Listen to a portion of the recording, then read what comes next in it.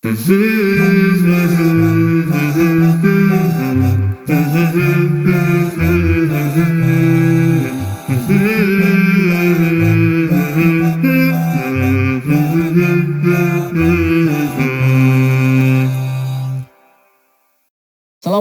warahmatullahi wabarakatuh. Alhamdulillahirabbil alamin wassalatu wassalamu ala rasulillahi amma ba'du. Sahabat keluarga muslim, kembali lagi di program Halo Ustadz. Ada pertanyaan, insya Allah ada jawabannya. Apa kabarnya hari ini? Semoga senantiasa dalam keadaan sehat selalu ya. Di Halo Ustadz kali ini ada yang berbeda ya sedikit. Kita sudah melalui 15 episode ya. Jadi rencananya setiap 15 episode nanti kita akan mengadakan namanya episode spesial atau episode pilihan. Nah, yaitu ini episode pilihan. Nantinya akan kita bacakan 3 pertanyaan dari rangkuman pertanyaan-pertanyaan yang sudah kita lewati selama 15 episode. Nanti akan ada 3 pertanyaan pilihan yang nanti akan kita ulas bersama. Siapa tahu sahabat keluarga muslim sedikit lupa. Nah, jadi ini kita coba ingat kembali. Namun sebelum kita bacakan pertanyaan yang pertama, saya ingin mengajak kembali kepada sahabat keluarga muslim untuk terus berdonasi ke Salam TV Peduli, agar kami bisa terus mengudara di tengah-tengah umat untuk menyampaikan kebaikan. Dan tidak lupa, saya ingin mengajak kepada sahabat keluarga muslim untuk bergabung di program Halo Ustadz dengan cara chat ke WhatsApp ke nomor 082267064546 dengan hashtag Halo Ustadz. Ya, ini kita kemarin itu hubungin Ustadz Muslim ya. Pertanyaannya begini. Yaitu terkait dengan kekaguman yang luar biasa kepada seorang selebritis ya. Sehingga kita memajang fotonya di kamar, kemudian di handphone, di segala macam sudut. Kalau bisa kehidupan kita tuh dipenuhi dengan selebritis tersebut. Ya. Sampai kita ketika melihat fotonya itu berteriak-teriak seperti itu ya. Nah, kita akan dengarkan apa tanggapan dari Ustadz Muslim yang kemarin. Mari kita simak jawaban dari Ustadz Muslim. Iya. Ini yang cukup miris ya. Akhir-akhir ini banyak muda-mudi kaum muslimin rahmatullah subhanahu wa ta'ala, fashion yang mereka gunakan baik pakaian, kemudian gaya hidup, stylenya.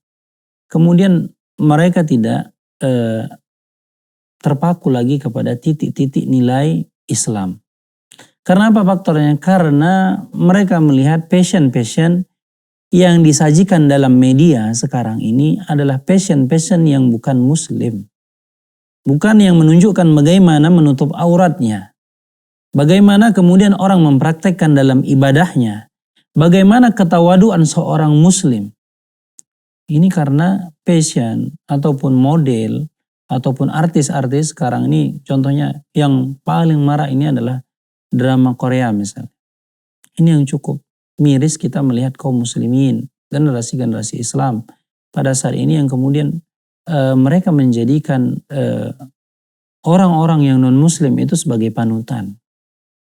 Yang pada asalnya ikhwan, akhwat, bapak ibu yang rahmati Allah subhanahu wa ta'ala, maka kita harus senantiasa melihat dan memperhatikan pola kehidupan anak-anak kita. Bagaimana mereka bergaul? Dengan siapa mereka bergaul? Apa yang mereka tonton dalam media mereka? Televisi yang mereka hidupkan, itu harus kita perhatikan. Karena kata Rasulullah SAW, wahai bapak dan ibu, kullukum ra'in wa kullukum mas'ulun an ra'iyat.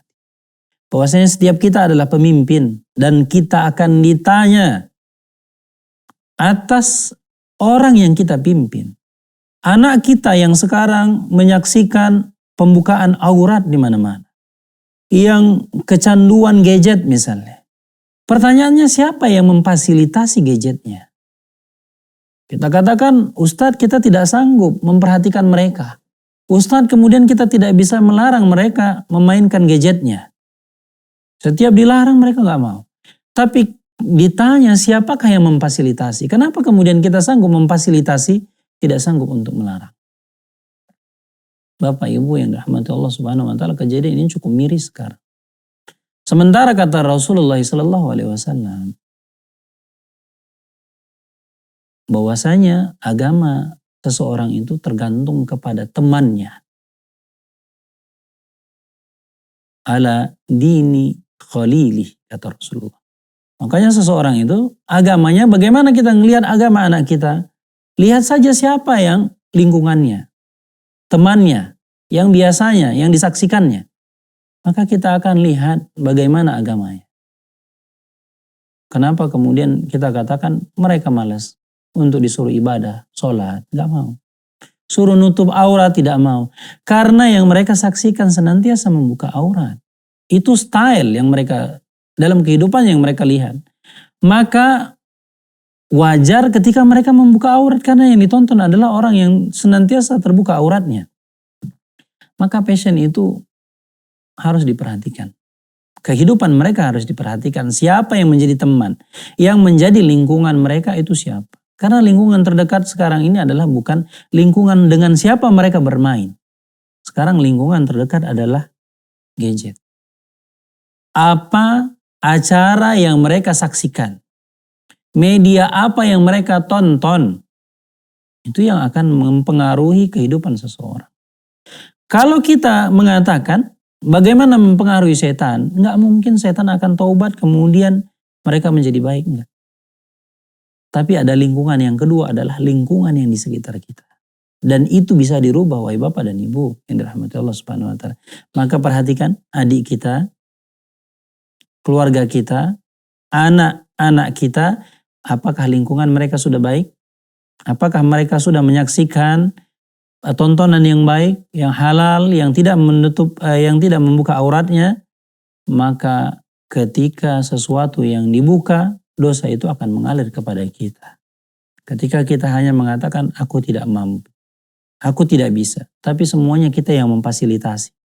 Dari HP-nya, paketnya, semuanya kita yang memfasilitasi dan kita mengatakan tidak mampu.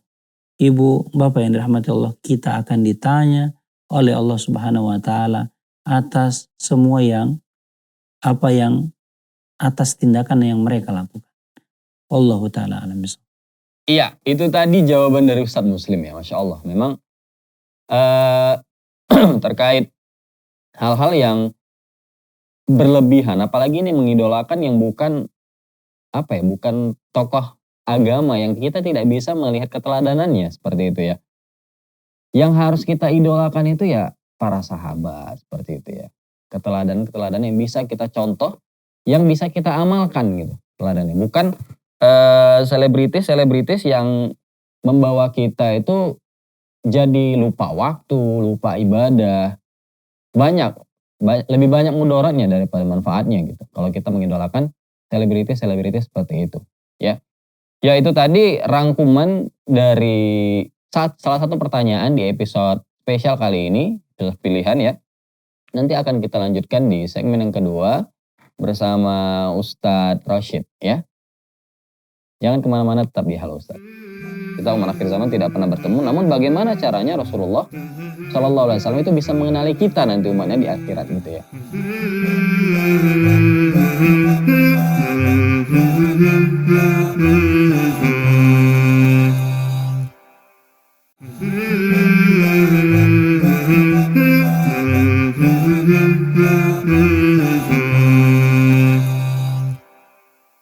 Sahabat keluarga muslim, kembali lagi di program Halo Ustadz. Ada pertanyaan, insya Allah ada jawabannya.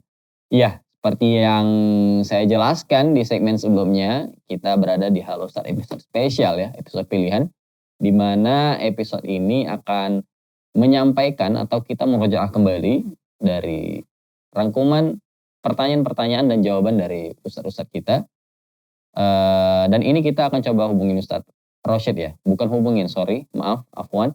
Maksudnya kita akan melihat kembali jawaban dari Ustadz Rashid terkait pertanyaan yang akan saya bacakan nantinya. Namun sebelum itu, saya ingin mengajak kepada sahabat keluarga muslim untuk terus berdonasi ke Salam TV Peduli agar kami bisa terus mengudara di tengah-tengah umat untuk menyampaikan kebaikan.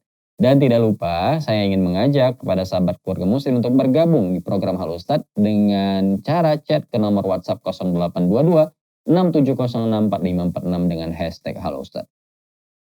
Ya, ini kemarin kita sempat bahas ya, sudah sempat bahas ke Ustadz Rashid, kita sudah hubungin. terkait Rasulullah Shallallahu Alaihi Wasallam ya.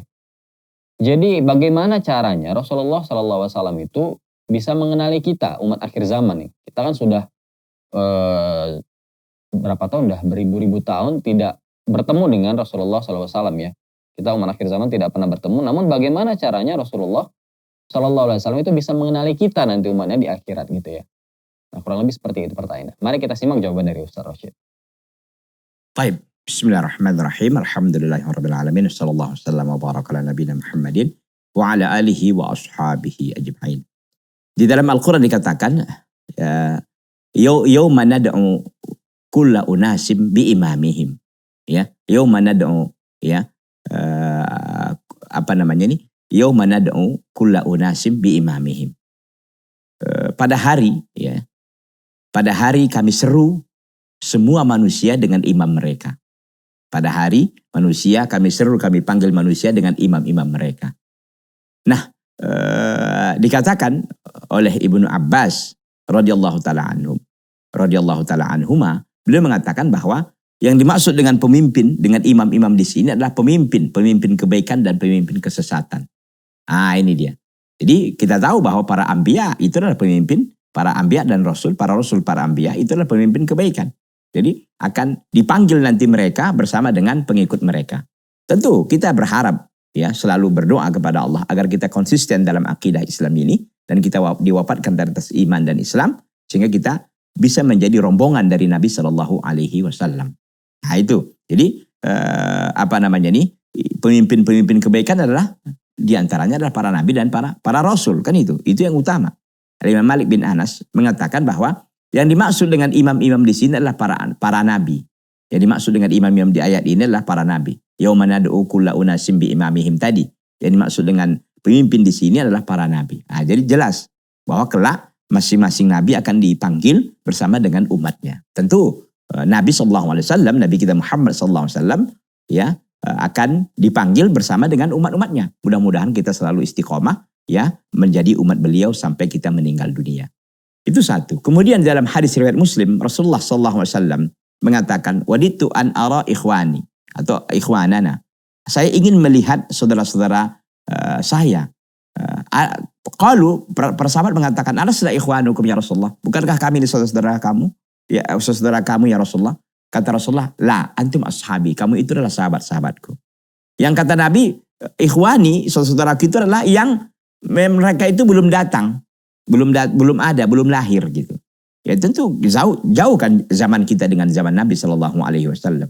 Lalu di akhirnya singkat saja dalam riwayat Muslim ini dikatakan, ya, fa innahum, semua saudara-saudara saya itu, ya'tuna yaumal qiyamah, akan datang pada hari kiamat, ghurra muhajjalina min atharil wudu, akan bercahaya wajah, mereka akan datang dengan wajah yang putih dan kaki dengan wajah yang putih yang bersinar dan kaki yang bercahaya. Ya, min atharil wudu, karena bekas wudu mereka. Kita tahu kalau orang berwudu kan membasuh wajah, tangan, kaki, kan begitu. Dan itu akan diketahui nanti pada hari kiamat dengan ciri mereka tadi itu. Ya, dengan wajah yang berseri dan kaki yang berseri. Wa ana faratuhum alal haud, dan saya akan menunggu mereka di haud, di telaga beliau sallallahu alaihi wasallam. Nah, di dalam hadis ini tadi dikatakan Rasulullah sallallahu alaihi wasallam membuat analogi. Ya, membuat analogi dalam hadis ini tadi bahwa ketika para sahabat mengatakan kami adalah saudaramu ya Rasulullah, kata Rasulullah enggak, kamu itu adalah sahabatku. Saudaraku yang mereka belum datang dan pada hari kiamat kelak ya, aku akan bisa membedakan mereka. Kata Rasulullah tadi itu bahwa ada nanti ya seperti seekor yang memiliki kuda ya, kuda yang memiliki cirinya di kepalanya putih dan kakinya putih. Di antara kuda-kuda yang lain yang hitam pekat gitu. Tentu orang yang punya kuda ini kan tahu kan kudanya ini. Karena cirinya tadi itu. Begitu juga kata Nabi SAW pada hari kiamat. Umat Nabi akan datang dengan berseri-seri wajah mereka. Bersinar putih wajah mereka dan kaki mereka karena bekas wudhu. Dan Nabi SAW siap menyambut kita di telaga beliau SAW. Mudah-mudahan kita semuanya mendapatkan minum dari telaga Nabi SAW. Dan kita selalu berdoa kepada Allah agar diwafatkan di atas iman dan Islam. Wallahu ta'ala a'lam. Iya, Masya Allah ya. Ustaz Rashid sudah menjelaskan bagaimana caranya Rasulullah SAW bisa mengenali umatnya nanti di akhirat. Jadi gini teman-teman, memang dalam kita beribadah ya, kita ada panduan namanya Al-Quran dan hadis gitu ya. Bagaimana kita mengikuti sunnah-sunnah Rasulullah yang sudah diajarkan. Kemudian agar kita mengetahui hal tersebut ya, tentu kita harus belajar. Belajarnya dari mana? Ya belajarnya bisa kita lewat program ini bisa, ya kan? Makanya nonton. Kemudian bisa juga kita dari teman-teman kita yang memang lebih paham ilmunya daripada kita. Dari guru-guru ngaji kita. Banyak. Yang jelas belajarnya itu bukan kita itu diam gitu. Kemudian ada handphone ini kita gunakan untuk game, bukan untuk mencari hal-hal yang terkait dengan ibadah tadi. Jadi bagaimana Rasulullah mau mengenali kita kalau kita itu tidak menjalankan sunnah-sunnahnya seperti itu ya teman-teman ya.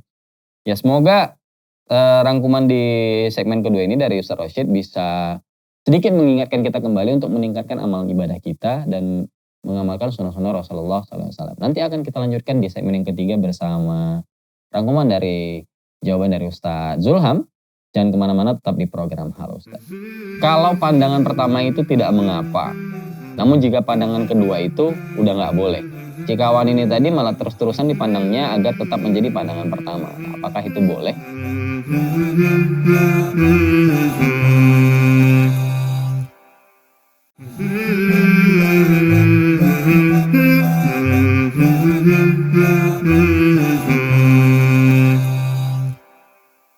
Sahabat keluarga muslim, kembali lagi di program Halo Ustadz, episode pilihan ya, episode spesial edisi pertama ini. Di segmen yang ketiga ini kita nanti akan menyampaikan atau menampilkan rangkuman dari jawaban Ustadz Zulham ya. Jadi pertanyaannya akan saya bacakan, namun sebelum itu, saya ingin mengajak kepada sahabat keluarga muslim untuk terus berdonasi ke Salam TV Peduli, agar kami bisa terus mengudara di tengah-tengah umat untuk menyampaikan kebaikan. Dan tidak lupa, saya mengajak kepada sahabat keluarga muslim untuk bergabung di program Halo Ustadz. Apabila teman-teman ingin memerlukan jawabannya dari sudut pandang agama, boleh. Silahkan gabung di nomor 082267064546 dengan hashtag Halo Ustadz.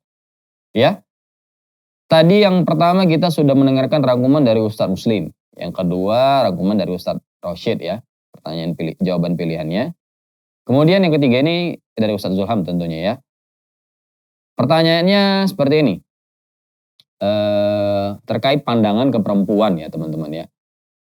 Jadi kalau pandangan pertama itu tidak mengapa, namun jika pandangan kedua itu udah nggak boleh. Nah, si kawan ini tadi malah terus-terusan dipandangnya agar tetap menjadi pandangan pertama. Nah, apakah itu boleh? Ini kemarin sudah dijelaskan oleh Ustadz Zulham. Mari kita simak jawabannya. Baik, subhanallah, ini di antara salah satu ya dalilnya benar tapi pelaksanaannya yang salah ya. Nabi Shallallahu Alaihi Wasallam mengatakan kepada salah seorang sahabat mengenai memandang wanita yang bukan halal bagi dia, yang bukan mahramnya. Kata Nabi apa? Lakal ula walaysa lakas tsaniyah. Yang pertama itu bagimu artinya apa? Engkau tidak berdosa. Tapi yang kedua itu tidak boleh. Bagaimana maksudnya? Artinya terlihat tanpa sengaja, terlihat langsung dipalingkan. Ya bukan malah terlihat lama-lama. Kenapa ini pandangan yang pertama? Itu bukan begitu pemahamannya. Karena pernah salah seorang sahabat Nabi ketika itu memandang seorang wanita yang terus menerus, yang panjang pandangannya kepada wanita tersebut. Karena mungkin tertarik atau takjub ya. Tapi Nabi apa katakan? Isrib ya wajhaka, isrib basaraka, palingkan pandanganmu, palingkan wajahmu. Nabi perintahkan dia, meskipun itu pandangan yang pertama, Nabi perintahkan kepada dia untuk berpaling. Ya, jangan malah dia terus menerus melihat si wanita tersebut. Jadi ketika pandangan pertama kita nggak memiliki dosa. Tapi ketika kita ikuti pandangan yang kedua, terus menerus, apalagi kalau sampai panjang pandangan tersebut, diikuti wanita tersebut dari ujung sini sampai ujung sini, dilihat pandangannya, matanya ke sana terus begitu, maka ini berdosa. Nabi kita melarang kita untuk melakukan hal seperti ini. Karena memang dalam agama kita, salah satu yang Allah perintahkan kepada kita ialah dalam surah An-Nur untuk menundukkan pandangan kita. Qul lil mu'minina yaghuddu min absarihim wa yahfazu furujahum. Katakanlah kepada orang-orang yang beriman, hendaklah mereka menundukkan pandangan mereka dan menjaga kemaluan mereka. Kenapa? Karena zina itu, tahu kita dosa besar dalam agama kita. Dan asal muasalnya atau mulanya terjadi dari pandangan. Dan pandangan kata Nabi merupakan salah satu panah-panah setan. Dari pandanganlah jatuh ke hati sehingga membayangkan sesuatu berbagai macam dan mencari cara supaya makin dekat dengan wanita yang dia pandang, yang dia suka tersebut. Sehingga na'udzubillah terjadilah sebuah perzinahan. Makanya kalau kita baca Al-Quran, Allah Subhanahu wa Ta'ala mengatakan kepada kita, bukan mengatakan kepada kita jangan berzina, bukan. Tapi Allah mengatakan wala taqrabuz zina, dan janganlah dekati perbuatan zina. Mendekati saja tidak dibolehkan. Ya artinya segala macam sarana, wasilah, atau hal-hal yang bisa menjatuhkan kepada perbuatan zina, maka harus dijauhi, jangan didekatkan. Nah, salah satu yang bisa membuat orang jatuh kepada perbuatan zina adalah pandangan matanya. Dan pandangan mata ini bisa secara nyata, di dunia nyata seperti ini. Wanita lewat dilihati, gak boleh. Atau sekarang ini mungkin lebih canggih dan lebih berbahaya lagi, yaitu pandangan mata dari dunia maya, ya, melihat video-video dan semisalnya, ya. Ini diantara juga hal yang dilarang oleh agama kita, karena ya Allah melarang kita memandang sesuatu yang haram itu tujuannya agar hati kita tetap bersih, tidak ya memikirkan hal-hal yang tidak baik, ya, menjurus kepada na'udzubillah kepada perzinahan. Maka pandangan mata ini harus kita jaga. Jadi inilah ya maksud hadis Nabi itu, bahwa bagimu yang pertama bukan yang kedua. Artinya apa? Pandangan pertama tak sengaja itu tak memiliki dosa. Tapi kalau seandainya pandangan kedua lah dilihat kemudian berpaling, kemudian dia lihat lagi, itu berdosa. Atau pandangan pertama tapi gak berkedip dia, atau terus matanya memandang wanita tersebut yang bukan halal bagi dia, maka ini juga diantara bentuk dosa dalam agama kita. Wallahu ta'ala alam. Iya. Masya Allah ya, jawabannya itu memang sudah jelas. Jadi pertanyaannya ini si kawannya tadi mengakali kali ya. Jadi biar dia gak mau rugi juga ngelihat si perempuan ini tadi terus-terusan dimana. Padahal tidak seperti itu konsepnya. Ya, justru kalau kita sudah melihat, kita palingkan pandangan kita tundukkan pandangan kita. Bukan malah terus-terusan kita pandang untuk menjadi pandangan yang pertama. Jadi jangan diakalin seperti itu ya. Memang kita ini kalau ada nikmat yang memang bisa kita akalin, diakalin pengennya. Padahal sebenarnya konsepnya tidak seperti itu. Semoga kita bisa terhindar dari hal-hal yang demikian ya teman-teman ya. Karena kita kan hidup ini ya ada laki-laki, ada perempuan, di mana-mana kita bisa lihat. Nah itulah iman kita itu diuji ya. Bukan diuji lah ya, diuji. Karena di luar sana tuh banyak perempuan yang membuka aurat ya. Terlepas dari bagaimana dia membuka aurat ataupun dia menutup aurat, ya tugas kita laki-laki memang untuk menundukkan pandangan ya teman-teman ya. Semoga kita bisa lah ya, karena saya pun juga belajar ya. Ya terima kasih kepada 3 ustadz kita yang sudah menyampaikan jawaban-jawaban yang Masya Allah. Nanti akan kita lanjutkan di episode 16 ya teman-teman ya, di waktu yang sudah dijadwalkan. Bisa lihat di sosial media Salam Televisi. Oke, saya Ruci Ardi, pamit undur diri. Namun sebelum itu saya ingatkan kembali untuk terus berdonasi ya teman-teman ke Salam TV Peduli agar kami bisa terus mengudara di tengah-tengah umat untuk menyampaikan kebaikan. Dan tidak lupa saya mengajak kepada sahabat keluarga muslim agar terus berkontribusi dalam hal bergabung di program Halo Ustadz. Boleh. Tanyakan boleh lewat chat, kirim video, ataupun telepon di nomor 0822-67064546 dengan hashtag Halo Ustadz. Kita tutup dengan doa kafaratul majelis. Subhanakallahumma wa bihamdika asyhadu an la ilaha illa anta astaghfiruka wa atubu ilaik. Assalamualaikum warahmatullahi wabarakatuh.